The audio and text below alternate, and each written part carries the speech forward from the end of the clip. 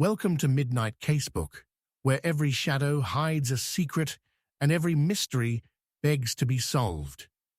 Tonight, we unravel the chilling tale of Father Brown and Smoke, where no pipe burned, a fan-made story paying homage to the brilliance of G.K., Chesterton's legendary detective. We'd love to have you along for this enigmatic journey. Drop a comment to let us know where you're watching from, share your theories, and if you spot any inconsistencies, don't hesitate to call them out. Your keen eyes and sharp minds help us craft even more captivating mysteries in the future. Chapter 1. Smoke rose before murder began. They found the woman's teeth in the fireplace, intact, gleaming and smiling through the soot. Yet no one had heard her scream. It had rained all night in Kembleford, the kind of relentless drizzle that turned cobblestones to glass and left even the trees looking haunted. By morning, the fog clung to roofs like something alive, draping the village in a silence that felt prepared for morning. Inside the tightly shuttered rooms of the Godfrey estate, a fire still crackled in the drawing-room hearth, despite the hour. No one noticed at first, not until the maid, Martha, bent to stoke the embers and saw them grinning back, two human molars among the coals. Father Brown had been sipping weak tea in the vicarage when Inspector Sullivan arrived, soaked through and uncharacteristically pale. "You'd best come," was all he managed, his voice shaking as if he'd seen something he wasn't allowed to understand. And so the priest came, coat collar raised against the wet wind, his small frame shadowed beneath the heavy sky, already sensing something vile had been invited into the world overnight. The body had not yet been found, just the teeth, and the scent, thick, unnatural, like burnt lavender, and something else, something sickeningly sweet. The Godfreys insisted it was nothing. "We had no guests," muttered Lady Godfrey, twisting a ring on her bony finger. Nothing out of the ordinary. But her eyes darted to the closed study door every few seconds, as though afraid of what might emerge. There was smoke, but no pipe. A fire, but no body.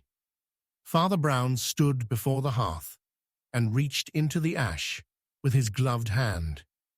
He withdrew something wrapped in singed fabric, dark, almost silk, a scarf, expensive, foreign, still faintly perfumed. It was folded neatly, as though someone had placed it there, like a ritual. That was the moment he knew. This wasn't a crime of rage, it was a message.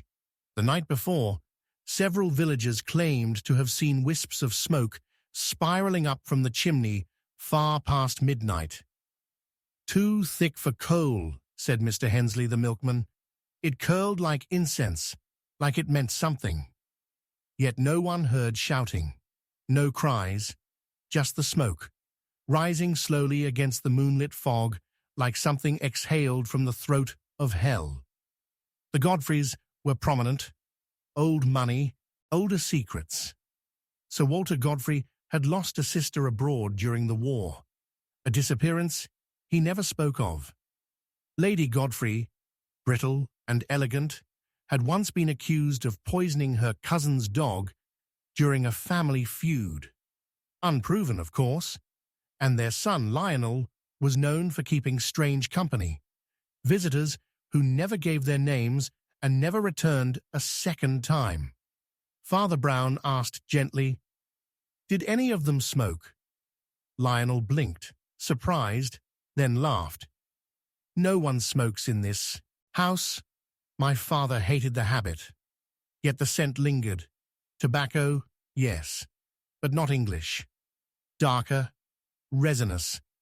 Father Brown's nose twitched as he passed through the study and saw the scratched floorboard beneath the desk. A single groove, deep and oddly circular, as though something heavy had been twisted into the wood. Later, While Sullivan barked orders at constables and tried to contain the press, Father Brown stood outside beneath a leaking umbrella, staring at the chimney. He whispered to himself, "Smoke without flame, fire without sound, teeth without flesh." The contradictions made the truth feel further away, not closer. That was how real evil worked. It dissolved sense and replaced it with ritual. In the village inn, a barmaid claimed she'd seen Lady Godfrey last night. She was wearing gloves, she said, and crying. Not loud, just like her soul was leaking out. But Lady Godfrey insisted she hadn't left the house. "I was with my husband. He has been ill for weeks." The doctor confirmed this, though uneasily. Then came the letter, delivered by hand, no return address, sealed with wax but unsigned. Father Brown opened it in the vicarage and stared for a long time. Only 4 words. "Find the second smile." That was all. And with it, a pressed violet, dried and brittle. He showed it to no one, not even Sullivan. Some things are too dangerous to share too early. He returned to the Godfreys that evening. The drawing room had been cleaned, the firewood changed, but the smell persisted. Beneath the hearth, the priest found a false stone, a hinge, crude but effective. Inside, black velvet. Empty now, but not always. "A hiding place?" asked Sullivan, watching over his shoulder. Father Brown didn't answer. He turned to Lady Godfrey and asked quietly, "Did you ever own a music box that played something strange?"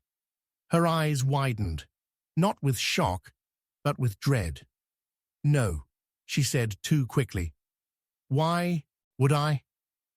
He nodded, as if he hadn't noticed the tremble in her voice. But he had. That night, someone tried to burn the vicarage. It was only luck, or perhaps something more divine, that saved Father Brown. A candle knocked over, smoke curling beneath the door. But it was the same scent again, lavender and tobacco and sweetness. He found another pressed violet on his doorstep the next morning. This time, folded into a burnt page of scripture. Luke 12:3. "What you have whispered in, the ear in the inner rooms, shall be proclaimed upon the housetops." The next day, Sir Walter Godfrey was found unconscious in his bed. Not dead, not poisoned, just empty. As though a part of his mind had been taken while he slept. He spoke only one word upon waking. Anna. No one knew an Anna. Not in the village. Not in the estate's records. Not in the family's history. Except Father Brown found an old photograph hidden behind a cracked frame in the Godfrey study. It showed a young woman standing beside Sir Walter in Cairo, 1919. Her eyes were distant, her smile small. She wore a scarf, black silk, embroidered with violets. On the back of the photograph, faded ink. To W.G., may our smoke always rise as one. So there had been a woman, and now she was ash. He confronted Lady Godfrey gently. "Tell me about the fire ritual," he said, "the one that binds 2 souls, the one you believed could erase memory." She froze, then whispered, "I never believed it. But Walter, he did. After Anna vanished, he needed something to blame. He thought if he burned her memory, he'd stop seeing her in every shadow." Her eyes filled with something between rage and sorrow. But she was never gone. Not really. Just waiting. Sullivan didn't understand. "Are we saying she returned? That she died here? That someone burned her again?" Father Brown stared into the fire. "No, I think Anna never left. I think she's been in this house for years, buried beneath their silence." Then came the final piece. the maid confessed, not to murder, but to finding the hidden room, a small chamber behind the library, sealed for decades. Inside, a single chair, a mirror, and a cracked music box that played a lullaby none could name. And in the ashtray, a cigar, still half-burned, still warm.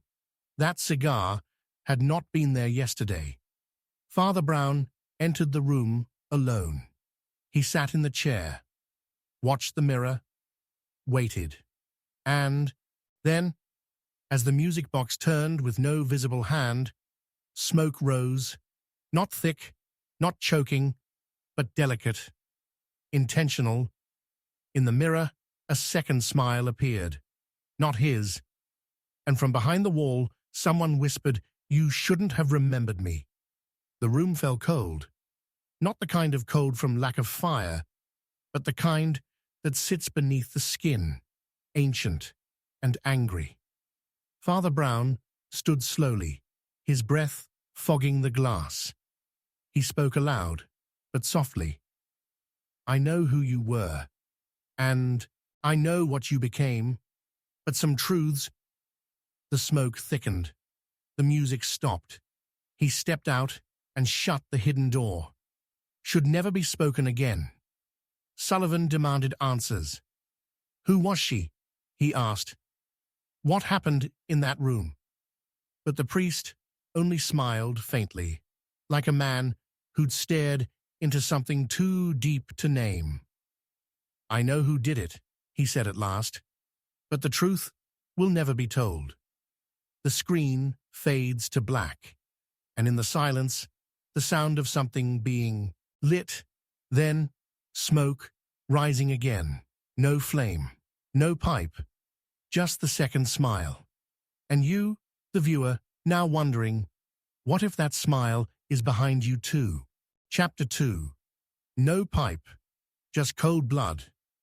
The body was still warm when they found it seated neatly in the armchair, eyes open, cup of tea untouched, and not a single drop of blood on the carpet, yet the heart had been cleanly removed. Kembleford was used to strange stories, but this was something else. Mrs. Connolly, the housekeeper, had gone into the morning room to collect the tea tray and found Sir Everard Cummings sitting like he was still alive.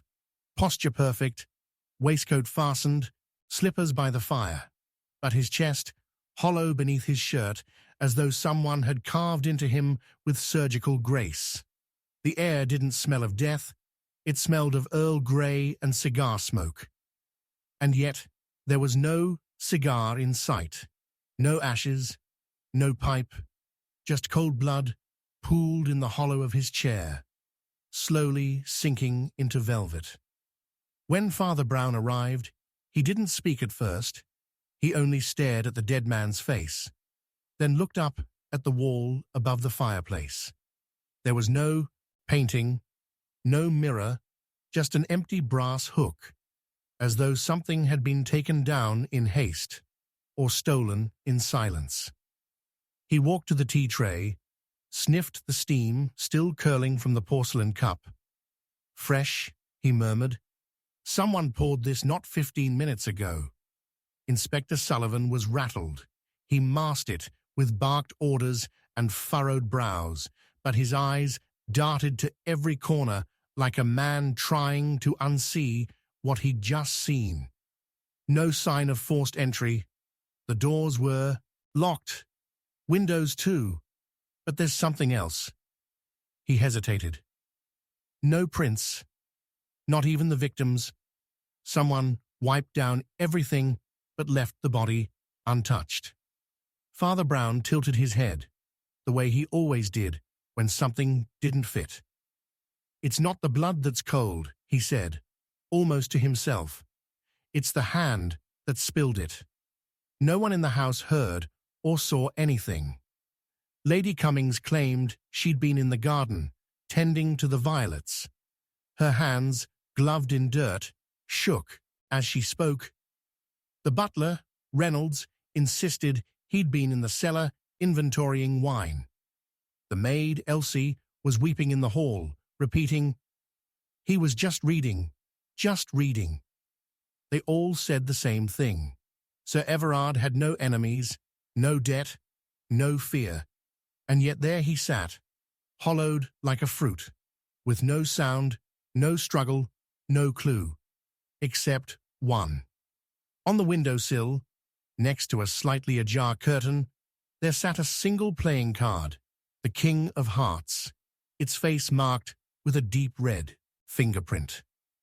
But the print was smudged in a way that made it almost deliberate, as if it weren't a clue at all, but a signature.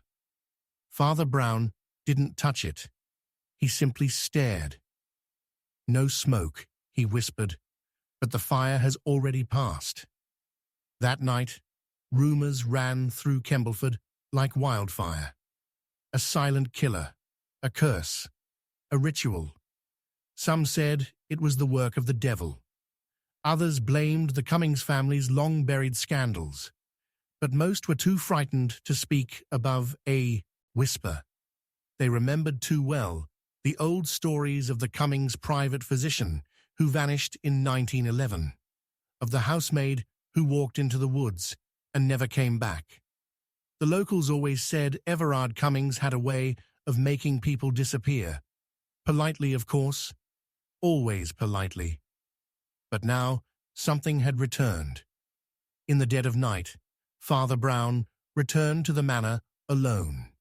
He wandered its halls with nothing but a candle and a quiet prayer. The walls creaked like they were trying to confess. He found a room at the top of the house, one that wasn't on the blueprints, a study, hidden behind a false panel in the library, accessible only if you pulled out the right book, Crime and Punishment. Of course, inside, dust thick as flour, a single chair, a broken phonograph, and shelves stacked with ledgers labeled in Latin. He opened one and read 3 words scribbled in crimson ink. Cordis ignis perpetuus. The heart's fire is eternal. He didn't hear the door shut behind him. Back in the village, Inspector Sullivan was poring over Sir Everard's financials when he found a transaction that made his breath catch. 3 weeks ago, a private bank transfer, untraceable, sent to a recipient known only as M. Attached, a note for silence or fire. Sullivan rushed to the vicarage but found Father Brown gone. In his place, a note on the writing desk. The smoke you seek is older than fire. Look behind the name, not beneath it. The next morning, a second body was found. Reynolds, the butler, in the wine cellar, chest opened just like Everard's, but this time a pipe was placed beside him, unlit, clean, and unfamiliar. It rested in a puddle of wine, and carved into the wood was a date, 1911. Now there were whispers, not just of murder, but of something returning, something unfinished. Father Brown, finally reappearing, stood at the cellar door and asked a question no one expected. "Where is the music box?" Everyone stared. No one answered. Lady Cummings broke first. "It was his sister's," she whispered. "Evelyn. He kept it locked in the attic after she disappeared. It played a strange melody, drove him nearly mad when he thought it started playing again. Said he'd hear it at night, in the walls. They found it, shattered, pieces of brass scattered among broken glass in the garden shed. But one piece remained intact, the key engraved with a single letter. M. Father Brown held it between his fingers like a crucifix. "Not a man," he murmured. "A memory." Later that evening, he sat alone in the study, staring at the playing card, now sealed in evidence. He turned to Sullivan. "Tell me, what is the King of Hearts called in old French decks?" Sullivan frowned. "Charles?" "Wrong," Father Brown whispered. "He's called the Suicidal King, the one who stabs himself, But this one didn't. Someone made it look like he did. Then came the letter, hand-delivered, no name, no postage, just the same red ink. He took her heart. I returned the favor. 2 more to go. Inside the envelope was a piece of skin, leathery, pale, etched with a single line from a hymn, "And death shall be no more." Sullivan recoiled. Father Brown did not. "He didn't die for his sins," he said. "He died for hiding them." The next morning, Lady Cummings was gone. Not kidnapped. Vanished. Her bed untouched. Her gloves still damp from gardening, but no sign of her anywhere.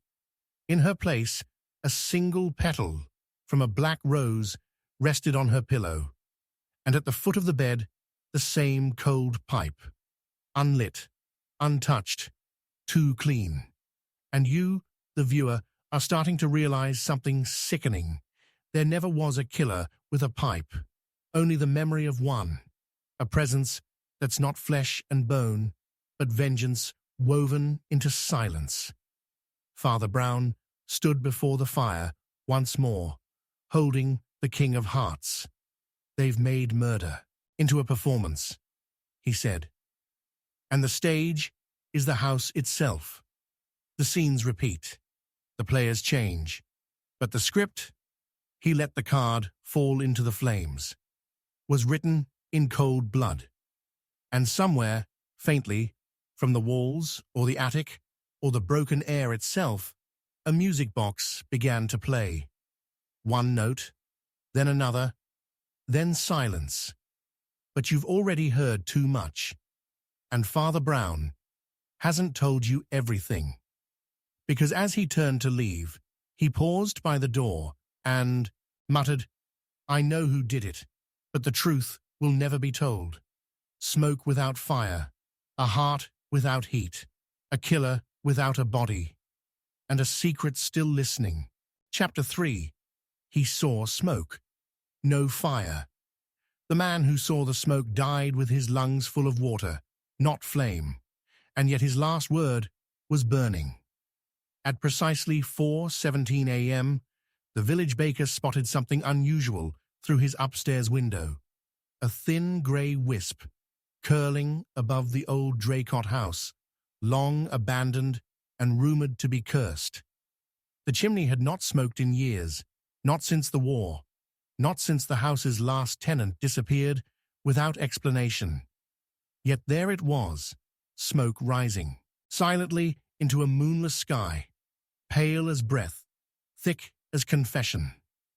The baker blinked, startled, and then, as quickly as it appeared, the smoke vanished. No embers, no flicker, no glow, just emptiness, and the feeling that something had watched him watch it. By 6 a.m., a man was dead. His name was Felix Merton, a visiting antiques dealer who had taken a room above the apothecary for just 2 nights. He'd kept to himself, polite but distant, said he was researching Kembleford's older estates, had a fascination with stained glass, and whispered he might one day restore what history tried to erase. Now he was slumped inside his locked room, soaked to the skin as though drowned, though not a single window was open, and the carpet beneath him remained dry. Inspector Sullivan was first on the scene, pale and irritable, muttering something about "not another cursed one." When Father Brown arrived, summoned without fanfare, he stood over the body for a long time without speaking. He knelt, fingers brushing the man's collar, then lifted something from beneath the bed. A candle, unlit, half-melted, and still warm. There was smoke, Father Brown murmured, but no fire.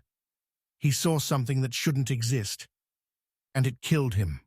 No injuries, no wounds, no poison, just eyes wide in terror, and a single phrase etched shakily into the condensation on the window pane. He came through the glass. The Draycott house had been silent for years. Boarded windows, weeds taller than the steps, stories of screams and shadows, of a woman in black who knocked but never waited to be let in.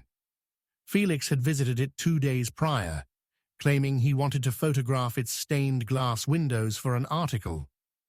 But there were no stained glass windows left. They'd all been shattered in 1947, after the disappearance of Eleanor Draycott, the house's last occupant. Father Brown walked the road leading to Draycott that morning, the trees hanging low like they wanted to speak. The front gate was twisted slightly off its hinge, the path lined with moss. He stopped before the door, hand resting on the handle, and whispered, "Smoke without fire is memory trying to burn." Then he stepped inside. The house smelled of rot and lavender. Cobwebs tangled in the corners. Dust swirled with every footstep. Yet in the drawing room, the air was unnaturally still, too still, as though waiting. And there, hanging crooked above, the cold fireplace, was a mirror. Not just any mirror, a stained glass mirror, the only intact piece in the house. Oval, ornate, bordered by symbols too old to recognize. Crimson vines, a single raven, and etched at the base. Arden's non-lucette, burning but not giving light. That same phrase was found later beneath Felix Merton's fingernails, scrawled in ink on torn parchment. He'd copied it from somewhere. But why? At the vicarage, Father Brown studied a weathered book from the church's archive, the Draycott Doctrine, a privately printed theological pamphlet from the 1880s. It warned of an unholy, lightless flame that feeds on memory, not heat. It spoke of mirror communion, of windows that could become doors if looked into too long. It referenced a ritual, one candle, one secret, one reflection. Father Brown closed the book slowly and looked toward the mirror on his own wall, now draped in cloth. He didn't see smoke, he said. He saw a warning. Back at the inn, the apothecary confessed something strange. The night he died, Mr. Merton asked me if I'd ever seen someone burn from the inside out without leaving ash. I laughed.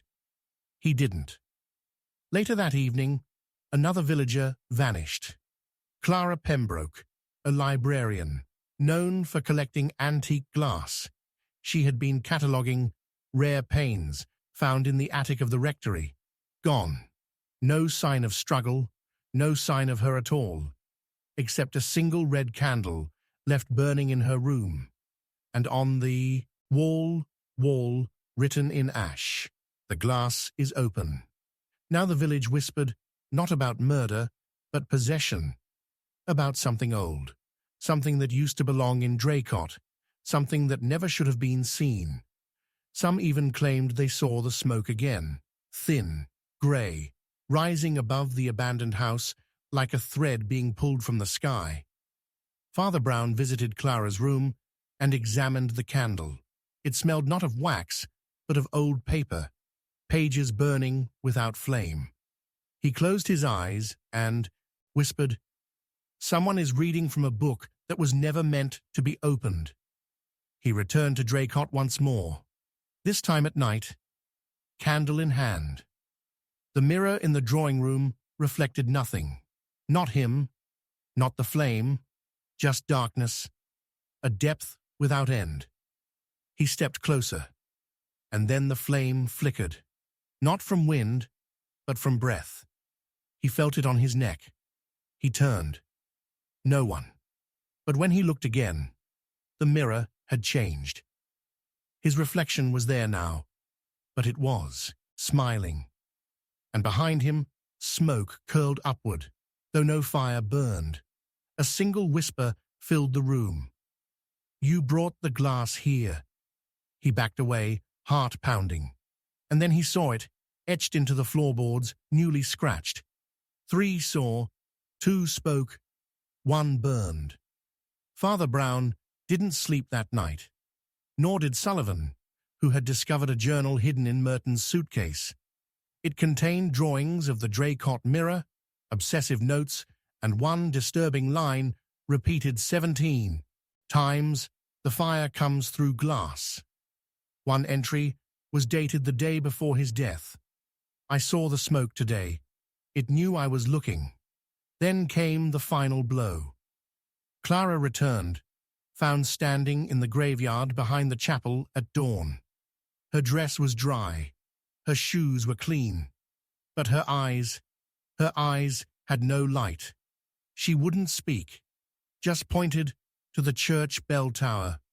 There, inside the brass housing, was the third candle, unlit, tied with a red ribbon, and next to it, a fourth name carved into the metal, Father Brown.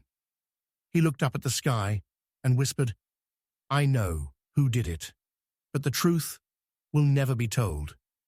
Because some fires don't need oxygen. They burn in silence, in mirrors, in smoke that leaves no trace. And someone, even now, is watching from behind the glass." Chapter 4. Murder hid inside that smoke. They thought it was chimney soot, clinging to the curtains. But when the coroner arrived, he scraped off the black powder and whispered, "This is human ash." No one in the village could explain. The night the smoke rolled in, not from the hearth, nor from a kitchen fire, but thick, silvery tendrils that spilled from the cellar door of Halbert House just after midnight. It was Miss Sims, the groundskeeper's daughter, who first saw it curling beneath the old door like breath escaping a coffin. She thought it strange, but not terrifying, until the dog began howling and refused to go near the threshold. Then came the silence and the smell. Burnt sugar, lavender, and something foul, something metallic, something like blood cooked down to its final essence. By morning, the house's owner, Mr. Percival Grant, was dead. The local doctor said it was cardiac arrest. Neat, clean, tidy, but Father Brown wasn't so sure. The man had been found, slumped over in his study, the fireplace cold, but the walls darkened with soot.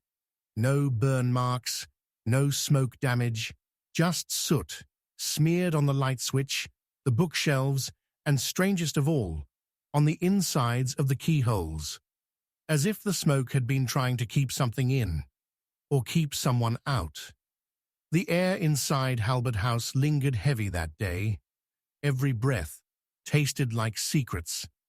Father Brown stood quietly in the study, his hand resting on the high-backed chair where Mr. Grant had died. His other hand reached for the poker resting on the hearth. It was still warm.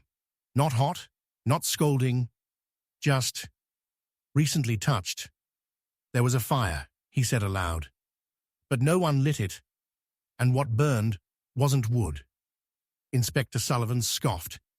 "You think someone came in here, burned something invisible, and then vanished?" Father Brown didn't answer. He walked slowly to the mantelpiece, observing the framed photos. In one, Mr. Grant stood beside a woman with sharp eyes and a smile that never quite reached her mouth. Her dress was cinched too tight, her hands folded too deliberately. The photo was labeled Vera, 1929.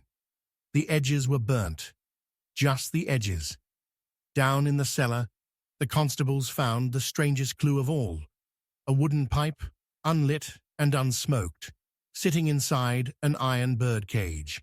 The pipe had never been used, yet it was coated in the same strange black residue found in the study. On the stem, etched faintly with a razor, were 3 letters, ARV. No one in the house claimed to recognize the pipe. Not the housemaid, not the cook, and certainly not Miss Vera herself, now in her 70s and confined to a wheelchair. who insisted she hadn't set foot in the cellar since her brother returned from the war. "But you don't have a brother," Father Brown said softly.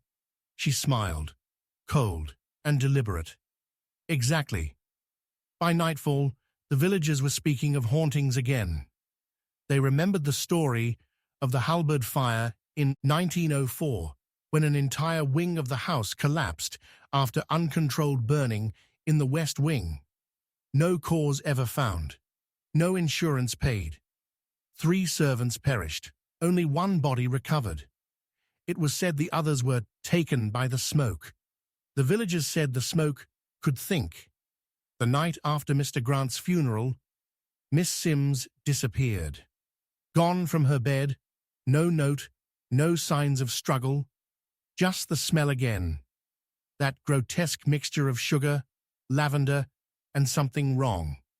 In her room, Father Brown found one thing out of place: a lace handkerchief, old and faded, stitched with initials matching the pipe. A RV folded inside it was a flake of paper, no larger than a postage stamp. On it, in tiny black print, "The first murder left no wound." Back at Halberd House, Father Brown asked to see the family Bible. Miss Vera refused. "There are pages we never opened," she said, "and pages we sealed for a reason."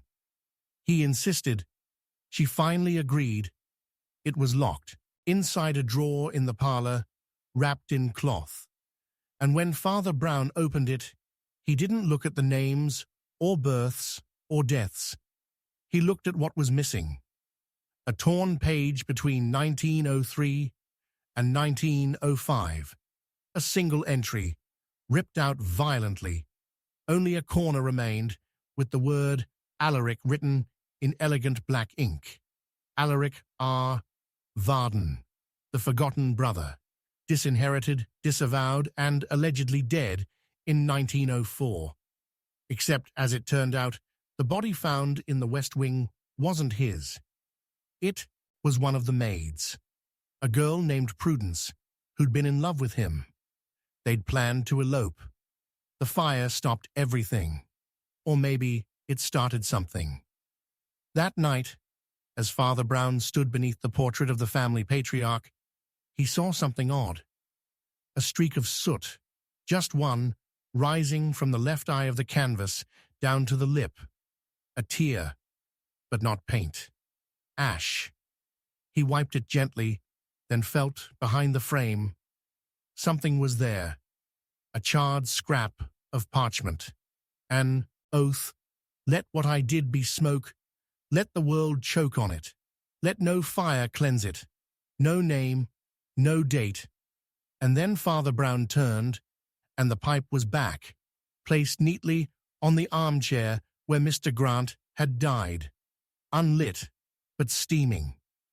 The first big reveal came with the medical report from the coroner's assistant, who went back to double-check the lung tissue. She found something strange. Traces of plant matter. Not ash. Not soot. A specific kind of herb. Aconitum. Napellus. Monkshood. Highly toxic, but only fatal if burned. No one had poisoned Mr. Grant in the traditional sense. They'd made him breathe the murder. Father Brown told Sullivan, this was not revenge. This was ritual. He pointed to the soot markings in the cellar. The constables had thought them random, but from above, they formed a symbol, an alchemical glyph, the sign for transmutation. And beside it, faintly, written in chalk, Varden will rise. Cliffhanger came just after midnight. Father Brown, unable to sleep, sat at the church when the smoke returned. Not in Halberd House, but in the nave. It crept from the candle holders, from the wood beneath the pews. He stood slowly, the censer swinging faintly, as though moved by invisible hands. On the altar, a page had been placed. From the missing Bible, it read, Alaric R. Varden, born in fire, died in smoke, buried in silence. Then came the whisper, from nowhere and everywhere at once. He's not buried. The next morning, Miss Vera was gone. Not taken, not abducted. She left, it seems. Left behind her wheelchair. And in its place, still rising, was smoke. And Father Brown, now pacing in the ashes of Halbert House, whispered, "I know who did it. But the truth will never be told, because sometimes murder hides inside smoke, and sometimes the smoke remembers." Chapter 5. The Ashes Told Father Brown. When Father Brown lifted the scorched lid of the urn, he found a human tooth buried inside, still bloody, still warm, and it hadn't belonged to the dead man. The fire had raged for hours before anyone saw it. By the time the villagers reached the old chapel on Eversley Moor, the roof had collapsed and the stone walls hissed with steam. 100-year-old structure gone to ruin in a single night. No one should have been inside. And yet when the flames died down and the smoke cleared, a single body was found in the rubble, charred beyond recognition, face melted into bone, yet seated upright in the front pew as if waiting for something or someone. They thought it was an accident, a lightning strike, perhaps a wandering vagrant who had taken shelter. But Father Brown knew better. He always did, because someone had carefully placed a communion wafer on the body's blackened tongue. He was called out at dawn, just as the mist was curling in like a burial shroud. Sullivan was already there, snapping at the fire brigade, muttering something about arson and lunatics with candles. But when Father Brown stepped into the soot-stained ruin, everything fell silent. Even the birds stopped singing. He approached the altar, or what was left of it, and knelt beside the twisted pew where the body sat. He said nothing, just closed his eyes and breathed in the bitter air. That's when he noticed the urn, half melted, cracked, but intact, nestled beneath the altar like it had been hidden there before the fire ever started. And inside, the tooth, not burned, not blackened, fresh, wrong. "I don't believe this man died in the fire," Father Brown whispered. "I believe he died before it ever started." Sullivan frowned. But who was he? There were no records, no ID, no clothing to match any missing person reports. Just a name scrawled in charcoal across the floorboards beneath his seat. Jonah was here. And underneath that, smaller, written in red, Jonah must never speak again. But the real mystery began, not with the body, but with what the ashes said. They didn't scatter as they should have. When Father Brown touched them, they clung to his fingertips like wet ink. And in their stickiness, a pattern. Letters, not written by hand, but revealed through the soot. Room 9, Belwick Inn. That room had been sealed for years. Father Brown went there alone. Belwick Inn stood just past the marshes, a 3-story manor-turned-lodging house, now mostly empty, save for an elderly caretaker and a dog that barked at mirrors. Room 9 was on the top floor. The door was padlocked, but when he broke the lock and stepped inside, he stopped breathing for a moment, because the room was clean, too clean. No dust, no spider webs, just a chair, a lamp, and a small table with a single item resting on it, a matchbox from a long-shut circus called Valentino's Inferno. Beneath the matchbox, a note. He burned it down once. We won't let him do it again. And on the wall, behind the chair, words scratched into the paint with what looked like fingernails. The fire speaks. Listen. That night, another body turned up, this time in the well behind the inn. A woman, early 30s, dressed in black, no shoes. Burn marks on her hands, but not from heat, from restraint, like she'd tried to pull something out of the flames and had been dragged in herself. Her mouth was open, stuffed with ash, and in her hand, a rosary melted into bone. Sullivan snapped, "Are we hunting a murderer or a demon?" But Father Brown remained calm, kneeling beside her body. Then, as gently as if he were helping her wake, he pulled something from her other hand. A cigarette case. Empty. Except for one word, etched inside. Confess. He turned it over and saw something he hadn't expected. A fingerprint. Pressed into the metal. Perfect. Unburned. Fresh. He ran it through the police files. It matched a woman who'd supposedly died 10 years ago in a fire at St. Matthias Asylum. Her name was Marilla Chase, and her death had never been explained. They said she'd set fire to the asylum's chapel, screaming about a priest made of smoke who whispered her secrets back to her. Her file had been sealed, but Father Brown had read enough between the lines. She was never buried, just cremated, quietly, ashes delivered to no known family.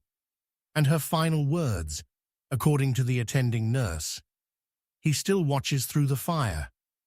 Then came the turning point. Back at the ruined chapel, the coroner found something in the urn that Father Brown hadn't seen before. Beneath the ashes, at the very bottom, was a scrap of cloth, half burned, but with embroidery still visible. 3 letters, A, C, B, and Father Brown stopped breathing.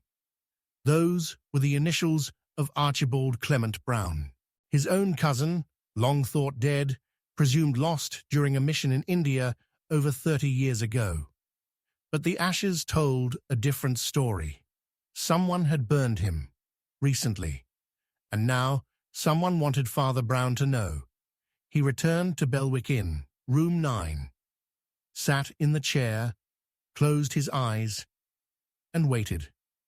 For an hour, nothing happened, and then smoke, but not from fire. It drifted from the cracks in the walls, from behind the mirror, from under the bed, and then the voice came, not a voice exactly, more like a breath. "You buried me, but I'm not the one who sinned." He turned.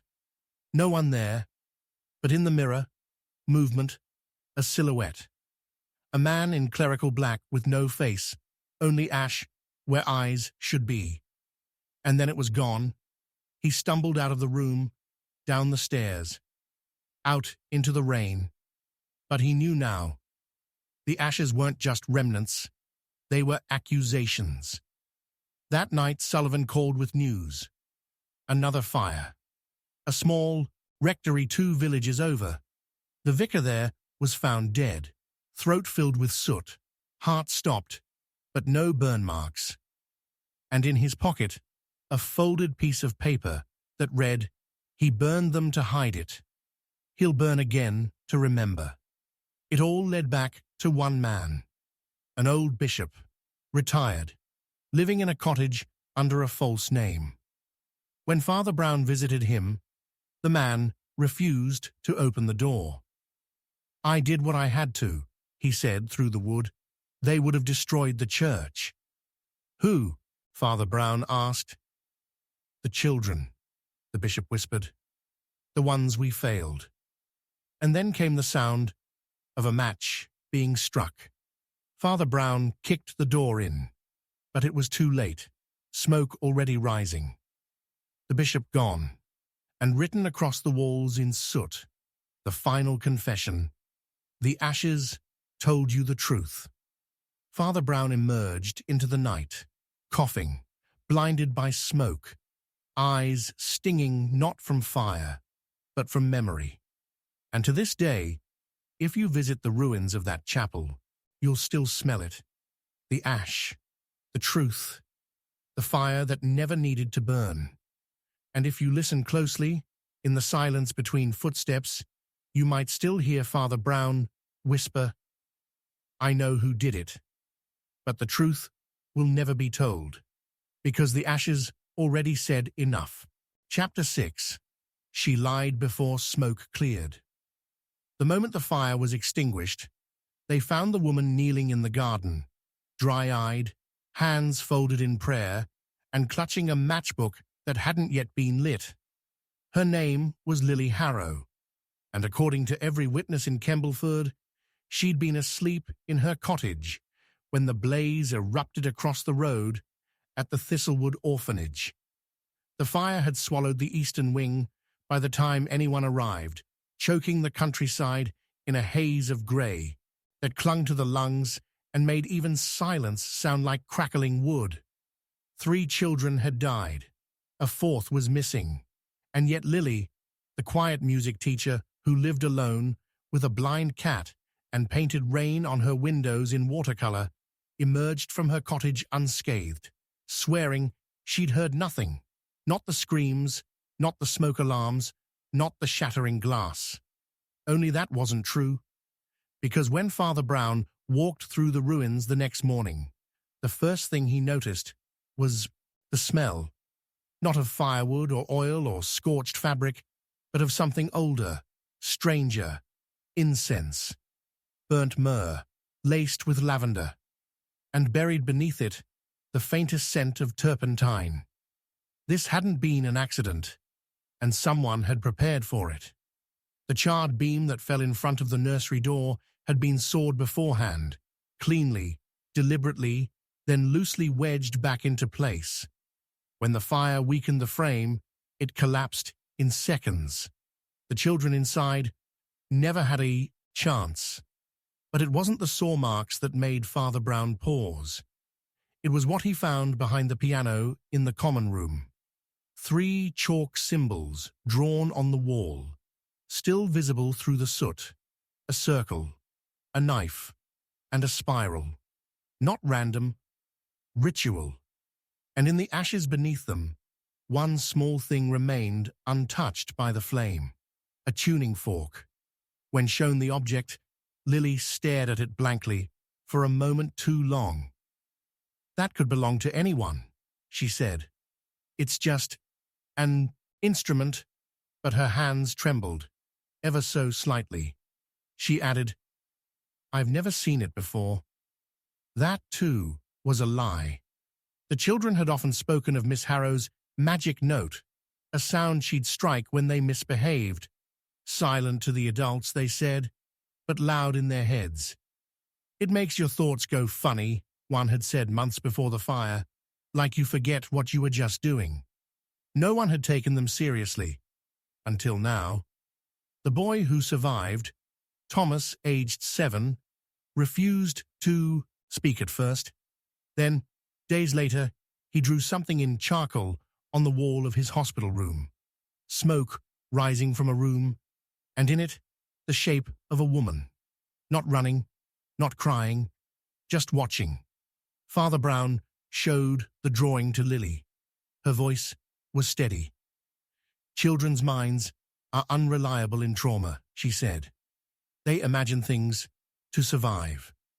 But her gaze lingered too long on the smoke, and her reflection in the hospital mirror did not blink when she did.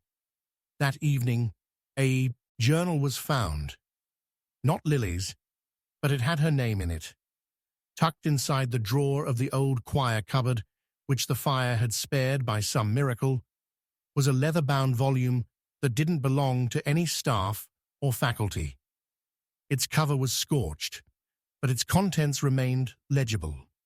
Pages of handwriting, notes on behavior, observations of children's fears, habits, tendencies, psychological profiles, and next to some of the entries, small drawings of symbols. The same 3, circle, knife, spiral. Father Brown read one aloud. "Ellen, age 8, responds to low-frequency pitch at 423 Hz, exhibits detachment after exposure, sleeps without dreams, No resistance to influence. There was no signature, just an inscription on the final page. Fire cleanses, but ash remembers. When confronted, Lily denied everything. Anyone could have written that, she said. I'm not the only one with access. But the evidence grew darker. The tuning fork was found to emit that exact frequency, and in Lily's cottage, hidden behind a panel in the piano bench, they found 7 more, each calibrated slightly differently, each labeled with a name. Father Brown didn't accuse her. He simply said, "You're not the one who lit the fire." She looked at him sharply.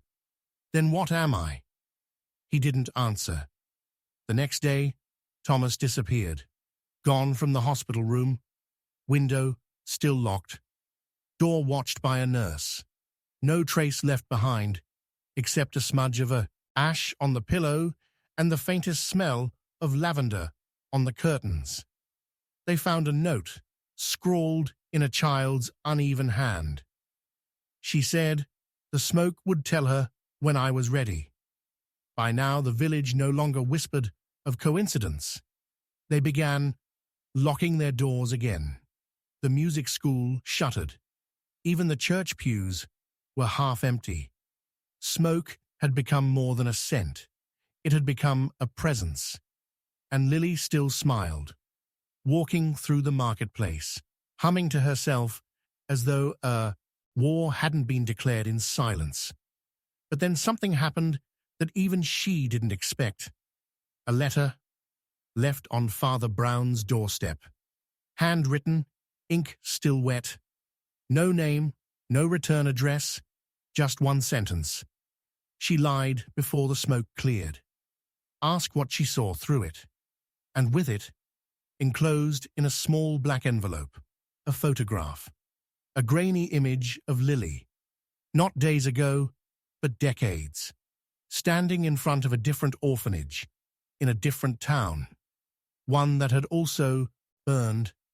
And behind her in the photograph, nearly hidden by smoke, was the faint outline of another woman. Identical. Mirror image. Eyes fixed on the camera. The orphanage from the photo had been in Derbyshire. It had burned in 1938. All records lost, except one. A death certificate issued for a child named Lily Harrow, age 9. But that couldn't be right, because Lily Harrow was standing in Father Brown's church that same day, playing soft notes on the old pipe organ, the sound just low enough to make the windows tremble. He approached her. "I saw your photograph," he said quietly. "From before." She smiled. "Photographs lie. So do names." Her fingers kept playing. "What matters is the sound they make when they burn." That night, Father Brown returned to the ruined orphanage one last time. The beams were cold now, the earth beneath the structure stained and brittle. But in the ashes near the old choir room, he found something buried. Metal, bent from heat. The remains of a record. It had a title, barely legible. Lullaby for the Hollow. He took it back to the church, played it once. The needle screamed halfway through, then fell silent. The air around him grew heavy. The smell returned. Smoke. Lavender. And something else. A note, impossible to place. And beneath it, a whisper. She lied before the smoke cleared, because the truth was still burning. Father Brown stood in the quiet, listening to the ash shift around his feet.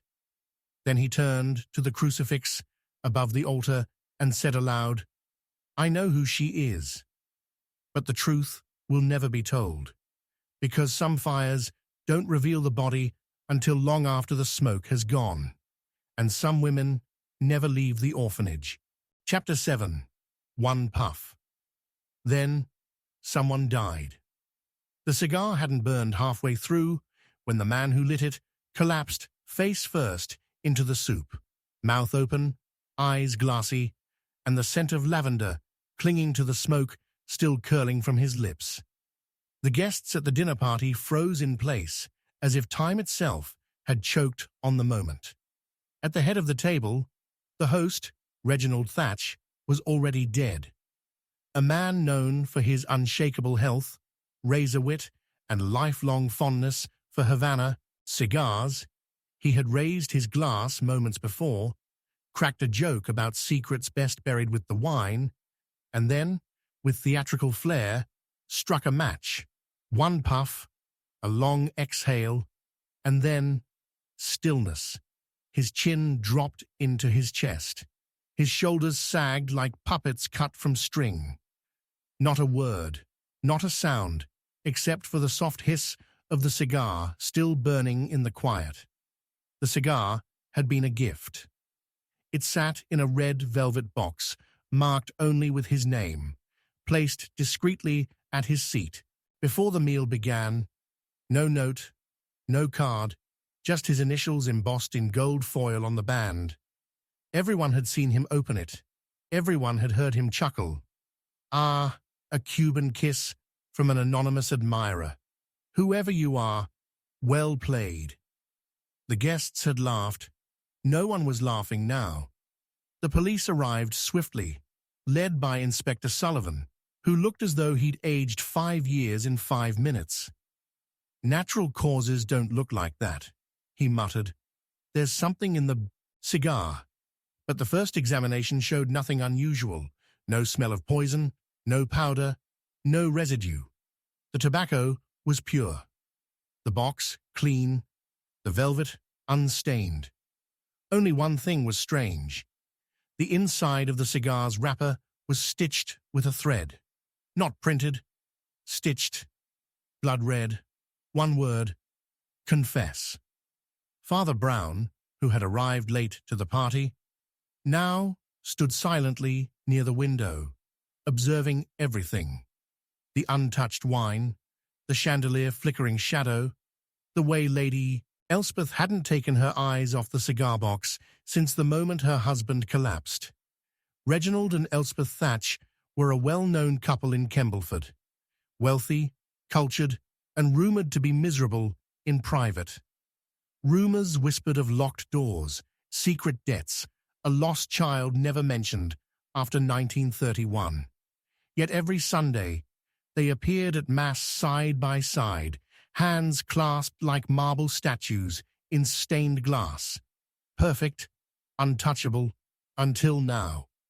Father Brown stepped forward, gazed down at the cigar still smouldering on the china. He didn't touch it. He simply said, someone wanted him silent, and made the smoke speak in his place. The mystery only deepened the next day. The maid who cleaned the dining room found a second velvet box tucked beneath the sideboard, identical in shape and color, but this one unsealed. Inside, another cigar. This one untouched. And on its gold band, 3 letters had been pressed, nearly invisible. LTM. Not Reginald's initials. Sullivan barked, someone switched them. This one was meant for someone else. Or they planned a second. But Father Brown shook his head. No, I believe both were meant to be lit. Only one puff, only one death, but 2 cigars, 2 confessions. Elspeth refused to speak. I loved my husband, she said mechanically. This was a terrible accident. But her voice cracked on accident. Her eyes flicked once toward the hallway where the study stood, the room Reginald had locked every night and where no one else was permitted. Father Brown later asked her softly, "Did you ever go inside?" She hesitated, then said something peculiar. "Only once, and I wish I hadn't." That evening, when the police forced the study door open, they found it immaculate, dustless, airless, a room frozen in time. On the desk, an ashtray filled with half-burned cigar ends. But one was different, wrapped in white, instead of brown. A woman's cigarette, still faintly scented, lavender and myrrh. And beside the ashtray, a photograph turned face down. When they flipped it over, Father Brown felt the room change. It showed Reginald not with Elspeth, but with another woman, younger, sad-eyed. Her dress torn at the shoulder, her hands clinging to his coat. A child stood between them, a boy, barefoot, unsmiling. The photo was dated 1931. The same year, the Thatchers lost their child. But this was not their child. There was no record of him. And the woman's face, when compared to a portrait in the hallway, matched the cook, Miss Lorna Trench, who had worked in the household for 15 years. When confronted, she didn't deny it. "Yes," she said, voice brittle. "That was me, and that was our child. Reginald promised to care for us, but he changed. After the boy died, he made me burn everything. Letters, toys, even the birth certificate. Said no one would understand. Said Elspeth would break if she ever knew." "And the cigars?" Father Brown asked gently. Her eyes welled with tears. "Not me. I couldn't, but someone else knew." She reached into her apron and pulled out a small card, yellowed with age. It read, "One puff, then truth." That night, the second cigar vanished, gone from the box beneath the sideboard. Lady Elspeth was nowhere to be found. By dawn, smoke was seen rising from the family mausoleum behind the church, thick, bitter, not from firewood, but from burning paper. Inside, Father Brown found her on the stone floor, eyes red, hands covered in ash. Scattered around her were charred fragments of letters, Reginald's handwriting, the child's name, a lullaby torn in half. "I didn't know," she whispered. "I thought I'd buried my grief, not someone else's son." Father Brown didn't condemn her. He simply asked, "And the second cigar?" She opened her palm. It lay there, unlit. "I was going to," she said, "but I think it was meant for me." "Did you kill him?" "No," she whispered, "but I gave him the match." Father Brown took the cigar and placed it back in its velvet box. "Truth doesn't burn," he said. "It lingers, like smoke."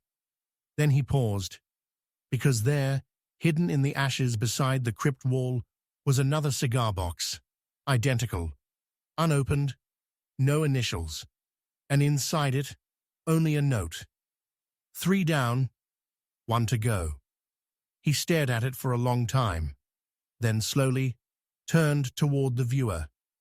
"I know who did it," he said, "but the truth will never be told, because even one puff can poison everything." Chapter 8. Smoke revealed what eyes missed. The photograph had been on the mantel for 10 years, but when the fire roared through the parlor, the smoke clung only to one corner, and beneath the soot a fourth figure appeared. No one had ever noticed him before. The image had always shown 3 people: Colonel Hastings, standing tall and expressionless in his officer's uniform, his wife Clarissa, draped in pearls, smiling faintly like a ghost in training, and their only child, young Andrew, seated in a wooden chair that seemed too small for his age. It was a picture known to all in Kembleford, framed in every town history book, hung in the courthouse, featured in a charity brochure for veterans. Everyone thought they'd seen it, but the fire saw something else. When the flames erupted in the Hastings estate on Tuesday night, everyone assumed it was electrical. The house had stood for nearly a century, untouched by modernity, every light bulb flickering with antique defiance. But the blaze moved too cleanly, too precisely. The only room truly scorched was the parlor.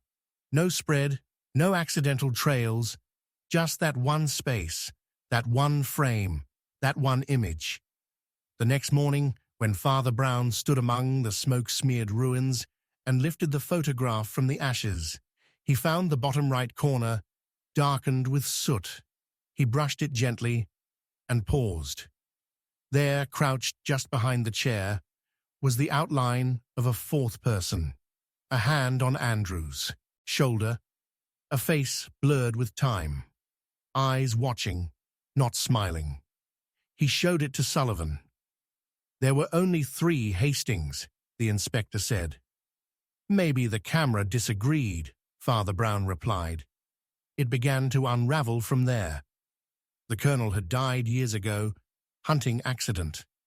Clarissa passed a few winters later, found in her bath with a hand mirror shattered on the floor.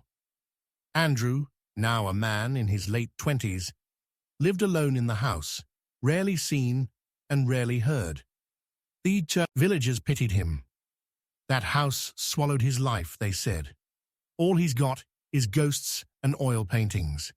Except now he was missing. Not dead, not confirmed, just gone. His car still parked in the driveway, his bed unmade, a cup of tea, cold, on the windowsill. And in the hallway near the parlor, a single footprint in ash, bare, small, too small for a man, and it led not out the door, but into the fire-blackened wall. Father Brown walked the perimeter slowly. The house groaned as though trying to breathe again. Then he found it, a panel near the bookshelf, warped by heat, slightly ajar, a narrow passage behind it, dustless, silent. At the end of the tunnel, another room, one that didn't appear on the estate plans. Inside it, dozens of photographs, not hung, not framed, just stacked in piles across the floor, all black and white, all the same format, families, town portraits, school events, but in every photo, always the same thing. Somewhere in the corner, a face watching. Sometimes clear, sometimes blurred, sometimes just the eyes, the same face from the Hastings photo. Father Brown stared, breath caught somewhere between prayer and panic. This wasn't a photograph, he whispered. It was a message. The smoke had shown him something no eye had seen, and someone wanted it to stay buried. That night, the village librarian, Miss Fenley, received an anonymous envelope. Inside, one of the photos. It was of her, 10 years younger, seated at a church picnic. She swore it was from the archives.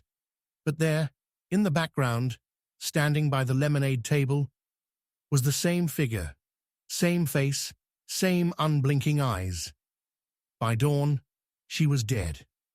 Heart failure, said the doctor, but her hands were burnt, as though she'd tried to destroy something, and in her fireplace, a pile of half-burnt photographs. Father Brown examined one before it crumbled. On the back, in trembling ink, he walks. When smoke rises, we forgot his name, but not his face. The next day, a local boy named Henry vanished. He'd been playing with a camera in the cemetery, trying to recreate ghost photos with his friends. When the prints developed, one of them showed the old chapel in the background, and someone looking out through the stained glass window. A man with no reflection behind him. Henry never came home, but his camera was found. Inside it, one undeveloped frame. The chemist refused to touch it. I saw enough in the negatives, he whispered. It's not light exposing the film. It's something darker. The only person left who might understand was Andrew Hastings. And he returned that night, walked into the church just before midnight, soaked in rain, eyes hollow, skin flecked with ash. I saw him, he said. In the smoke, after the fire, he pointed at the photo, then at me. Who is he? Father Brown asked. Andrew shook his head. He was my brother, he said. Sullivan stared. You're an only child. No, Andrew said. That's what they told people. After what he did, after the basement, after the mirror. He didn't finish. Father Brown touched his shoulder. You never buried him, did you? No, just the memory. And then he handed Father Brown a box. Inside, another photo, unburned, clear, a birthday party, balloons, a cake, a boy with a knife, smiling too wide, and the caption, to Adrian, age 7, do not forget. Adrian Hastings, a second son, erased from every record, every public mention, until the smoke returned, and made the truth visible. One last time, Father Brown visited the Hastings ruins. The parlor was cold now, ash packed into the floorboards like powdered bone. He looked again at the photograph. Then he turned it over and found one new sentence, written in soot. You see me now. Father Brown said nothing for a long time, then walked away, whispering only, I know who did it. But the truth will never be told, because smoke doesn't lie. It only reveals what eyes were never meant to see. Chapter 9. Where there's smoke, he died. The man died without a wound, without a whisper, and with a smile carved into his face. But the smoke that poured from his mouth was not his own. It happened in broad daylight during the Harvest Festival, right in the center of Kembleford. Reverend Simon Delgrave had been lighting the ceremonial torch, something he'd done every autumn for nearly a decade. The crowd had gathered around him in laughter and cheer, the children tossing leaves, the old, women serving cider, and the village brass band playing a tired but charming hymn. He stepped onto the wooden platform in his ceremonial robe, raised the torch with his usual flair, lit the bundle of straw, and then, just as the flames caught, his mouth fell open, and smoke came out, not in a wisp, not like a cough, but a thick black column, as though something inside him had caught fire. He stumbled backward, eyes wide with something that wasn't pain, but surprise. And then he dropped. No heartbeat, no struggle, just silence, and the sickening scent of burnt lavender and sulfur staining the air. People screamed. The band instruments clattered to the ground. Someone shouted for water, but there was nothing to extinguish. The torch was barely lit. The body was whole, yet the air felt scorched, like something invisible had passed through. Inspector Sullivan arrived moments later, already cursing the press for what would surely become the talk of the entire country. A priest spontaneously combusts in front of half the village. No burns, no blood. What am I supposed to put on the report? Killed by smoke that never touched him. Father Brown had been in the crowd. He said nothing at first, just stared at the face. Reverend Delgrave lying with his mouth slightly open, as if he'd been trying to speak one final word. On his lips, soot. Inside his collar, nothing. No injuries, no burns, no indication of poisoning. But on his chest, beneath the robe, pressed faintly into the fabric, was a handprint. Black, dusty, not made by flesh. Later that evening, when Father Brown returned to the scene alone, he noticed something the others had missed. Behind the torch platform, under the stage, hidden behind a curtain of hay bales, was a small pile of objects, charred paper, half-burnt photos, and what looked like a priest's stole, blackened around the edges, but intact. Embroidered on the inside of the fabric were the words, "Confess what smoke cannot hide." He took it without speaking. The next day, the church was closed for investigation, but someone had broken in during the night. A trail of ash led from the vestibule to the confessional, where the booth door had been left open, hinges warped as if scorched from within. And on the kneeler inside was a letter, unsigned, burned around the corners. It read, "He knew. He chose silence. But smoke remembers." Father Brown turned to Sullivan. This was not his sin, but he paid for it. "Whose sin was it then?" Sullivan asked. And that's when Father Brown asked the question that shattered everything. Did Reverend Delgrave ever serve in Blackgate? The name turned Sullivan white. Blackgate Reformatory had been shut down 15 years prior after allegations of abuse, cover-ups, and 3 mysterious fires that no one could explain. Delgrave had once served there as chaplain, but he had never spoken of it in Kembleford, not once. His file listed only his years as curate in London and his service here. There was nothing, no mention, no photos, no history. But now, a pattern was emerging. The smoke that had killed him was the same as the kind that haunted the files from Blackgate. In the original reports, several survivors claimed they'd seen black air moving through the corridors before the fires broke out. They spoke of waking to find soot on their hands, of whispers in their ears that came from nowhere, and most chilling of all, of a name scratched into the wall behind the altar, in ash. Father Brown visited the old grounds of Blackgate alone. The reformatory stood in ruin, overtaken by ivy and silence. The front doors, nailed shut. The chapel, roofless, open to sky. But the altar remained, and on the stone behind it, still barely visible after years of rain and wind, was one word: Jonas, a name with no context. But back in Kembleford, an old woman named Mrs. Whitcomb had something to say. She had once worked in the kitchen at Blackgate. "I remember the name," she said. "Jonas Carter. Boy of 11. Quiet. Always drawing in the margins of his Bible. He set the first fire, or so they said. But I never believed it. What happened to him?" She paused. "They said he ran off. But I remember sweeping up ash near the confessional one morning and finding one of his sketches." She opened a drawer, pulled out a folded page.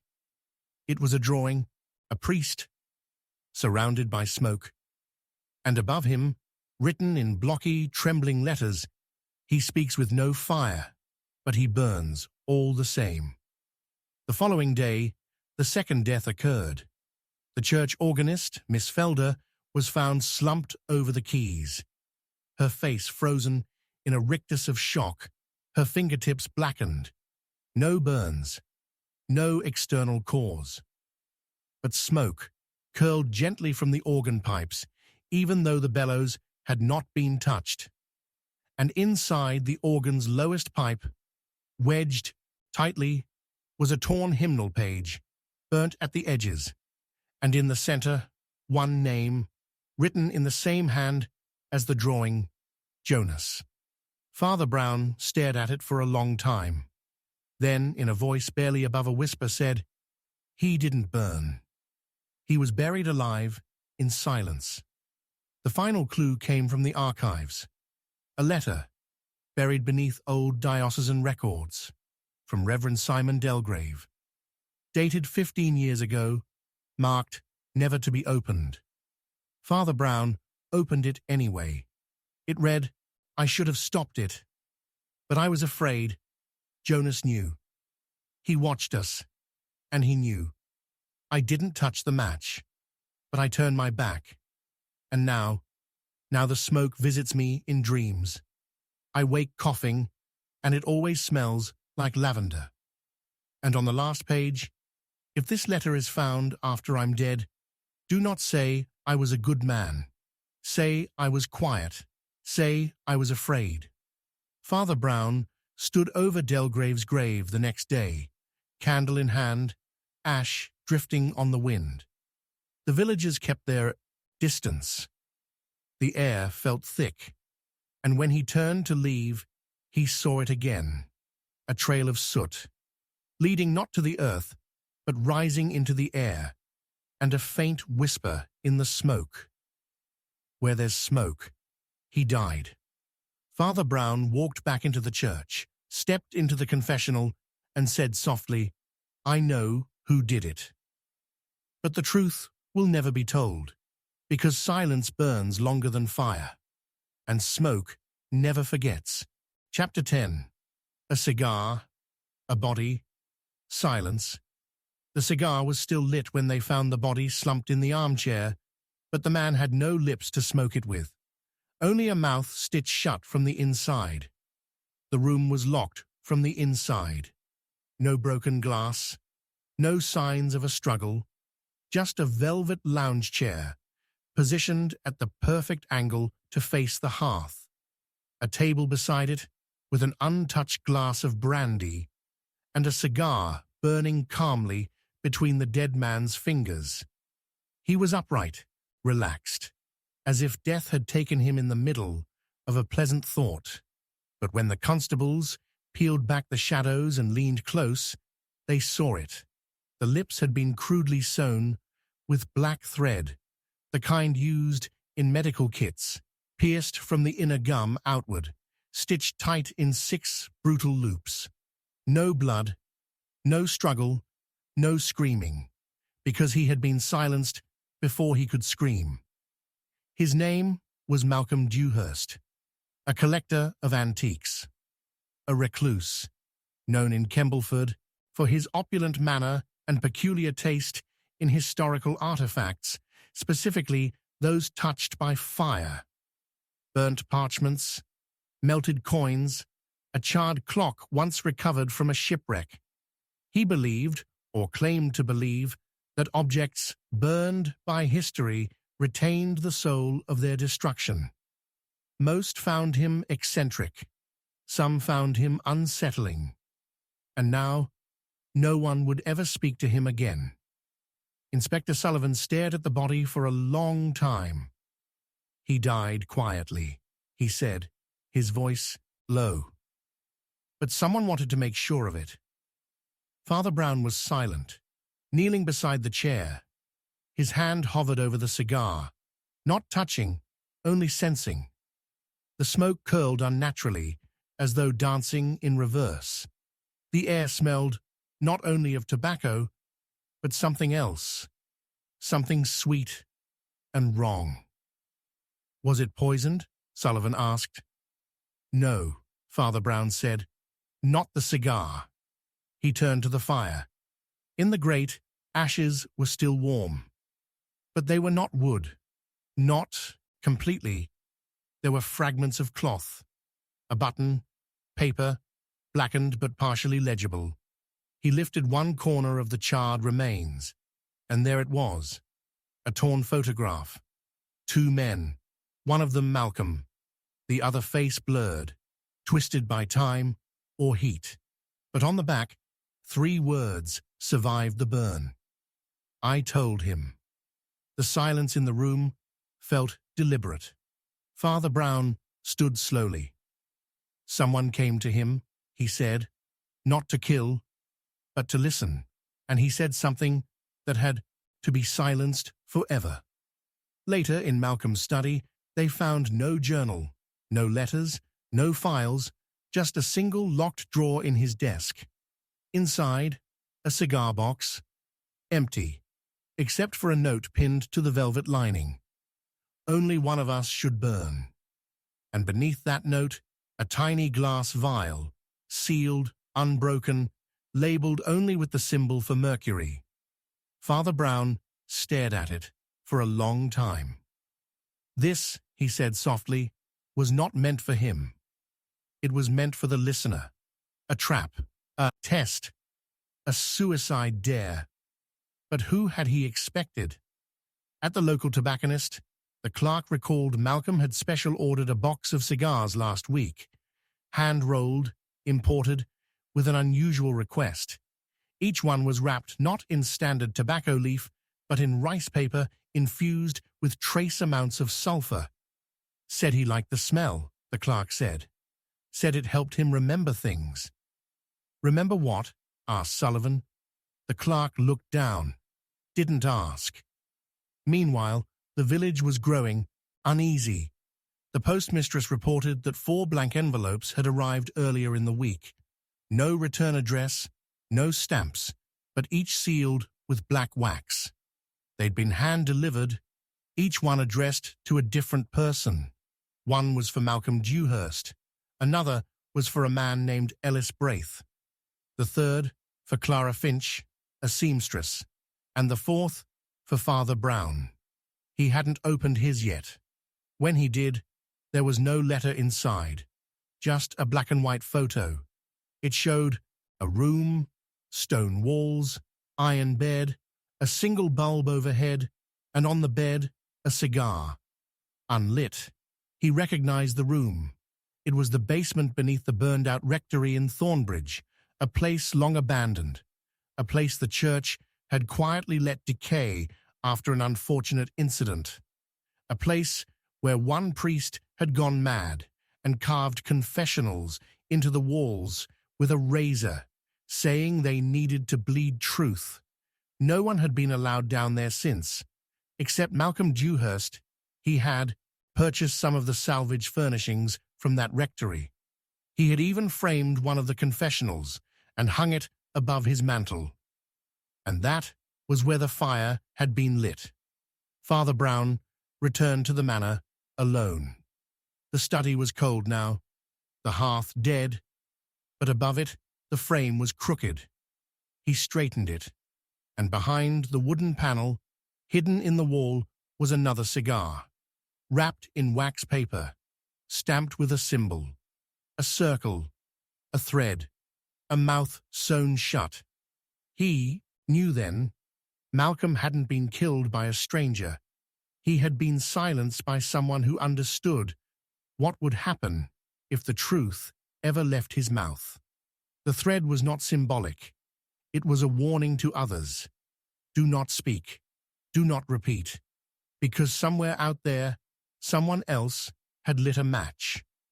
Father Brown returned to his church that night, sat in the sanctuary alone, and opened the 4th envelope again. This time, he noticed the edge of the photograph had been scored. He peeled it back. There, hidden beneath the glossy surface, was another image, a face, his own. Mouth open, eyes blurred, and a faint line of smoke curling from his collar. He dropped the photograph, watched the smoke rise from the altar candle, and heard the voice in his head. Not a voice he knew, not a voice that spoke with sound, only the echo of breath that never ends. One more, then silence. He didn't sleep that night. The next morning, Ellis Braith was found, dead in his workshop, sitting at his desk, no wounds, no burns, just a cigar in his hand, unlit, and his mouth sewn shut.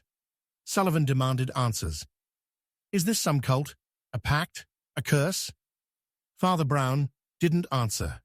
He walked to the window and stared at the rising fog outside, then whispered, I know who did it. But the truth will never be told, because the truth has teeth, and smoke is only silence made visible. Chapter 11. Father Brown followed the smoke. The smoke didn't rise. It slithered low and deliberate, curling along the chapel floor like it knew exactly where to go.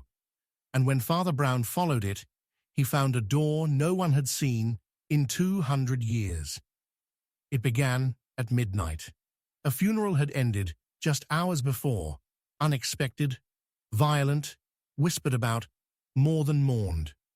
Edith Rowe, age 28, found dead in her studio, no wounds, no trauma, just a face frozen mid-breath and fingertips black with soot. She was known to be quiet, too quiet, the villagers said, like she was listening to something no one else could hear. Her art was strange, all done in chalk and charcoal, with swirls and smoke and mouths wide open. They found her final drawing clutched in her dead hand, a stairway that led downward into fog, and beneath it, words written backward. He sees through smoke, he waits below. The funeral was brief, no hymns, only the soft rustle of doubt and fear. Father Brown had spoken gently, but his voice lacked certainty. There was something Edith had known, something that followed her, something that came for her not with fire, but with ash. That night, the church bell rang once at 12:03. No wind, no one near the rope, just a deep toll that echoed through Kembleford like a warning. And when Father Brown stepped outside, he saw it, the smoke, pale, snake-like, sliding out from the far end of the graveyard, between the headstones, past the withered rose bushes, toward the chapel wall. It wasn't rising from a chimney, it wasn't escaping a fire, it was moving with purpose, as if leading someone to something. So he followed it. The smoke vanished when it reached the stone wall behind the chapel. Vanished, but not dissipated. It went through the wall, and Father Brown knew. He pressed his hand against the stone, felt a draught where no draught should be. He knocked once, and the hollow reply sent a chill through him. Centuries of paint and plaster had hidden a doorway. Behind it, stairs descending into darkness, older than memory. He lit his lantern. The steps creaked as he descended. The walls were lined with scorched stone and forgotten icons, saints whose eyes had been scratched away. The air grew thicker. He passed cobwebs, rats, bones of small animals, and then ash. At the bottom of the stairwell, the floor was blanketed in it.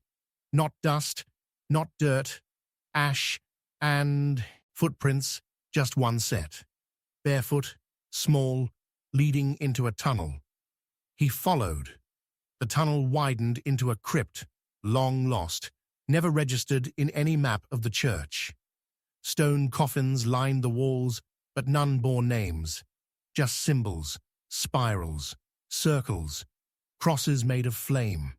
And at the center of the room, a pedestal. On it, a mirror, framed in iron, fogged over with soot. But someone had written on the surface 3 words in fresh ash. You were warned. Father Brown touched the mirror, and his lantern went out. There was no sound, no footsteps, only breathing that was not his own.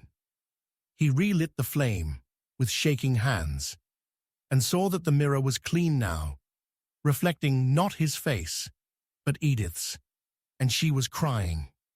Then the smoke rose again.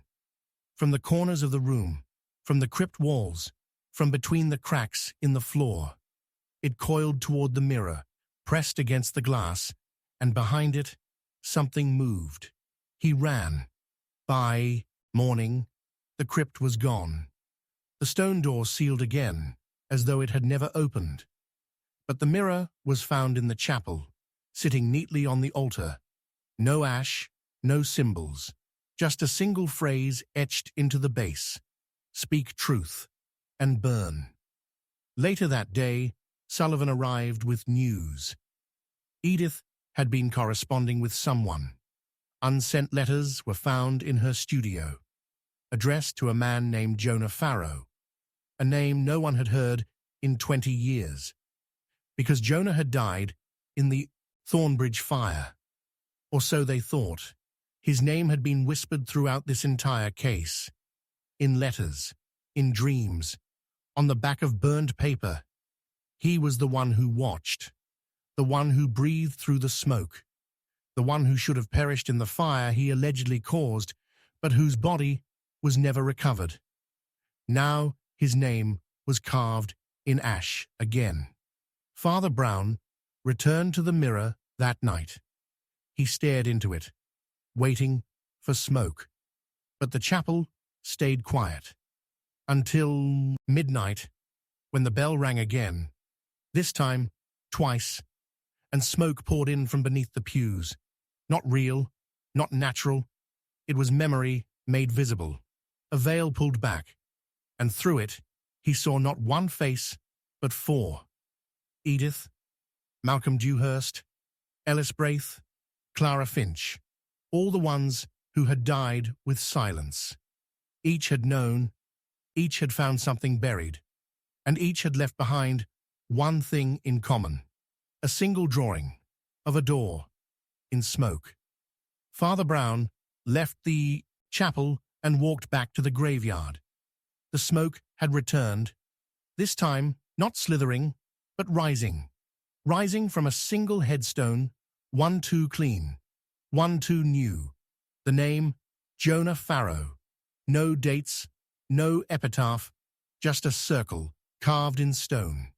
He knelt, touched the soil, still warm, and beneath his hand he felt it shift, like something exhaling.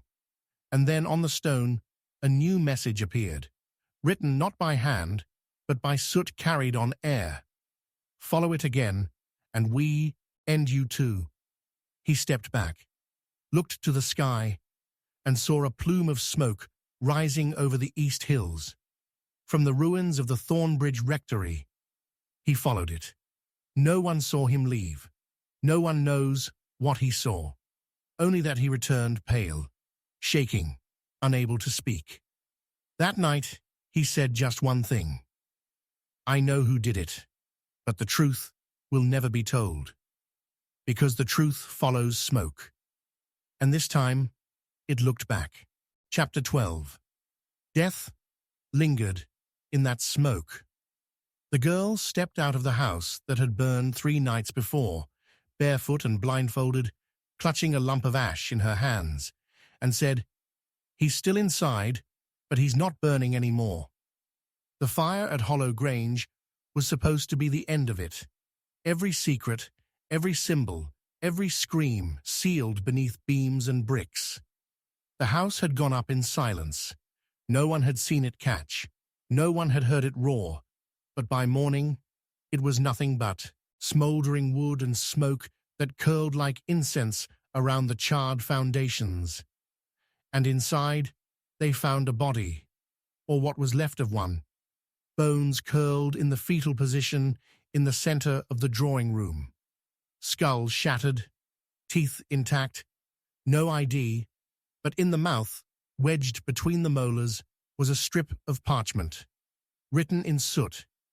He confessed, I didn't. It should have ended there. But then the girl walked out of the ruins. No shoes, no burns, no name, just smoke in her hair and silence in her mouth. They brought her to the rectory, where Father Brown waited. She wouldn't speak for the first 2 hours. Not until he brought her a candle. Not lit, just unburned. She took it gently, held it close, and whispered, He used to breathe through the flame. But now he waits in the smoke. She said her name was Ruth, that she had been born in Hollow Grange, though there were no records of her, that she had lived there all her life, though no one in the village had seen her, that she had watched the house burn from the inside, but she wasn't the one who struck the match. She said the man who died was called Jonah Farrow, but Jonah Farrow had died 20 years ago, or so everyone believed. What came next broke the final line between myth and memory.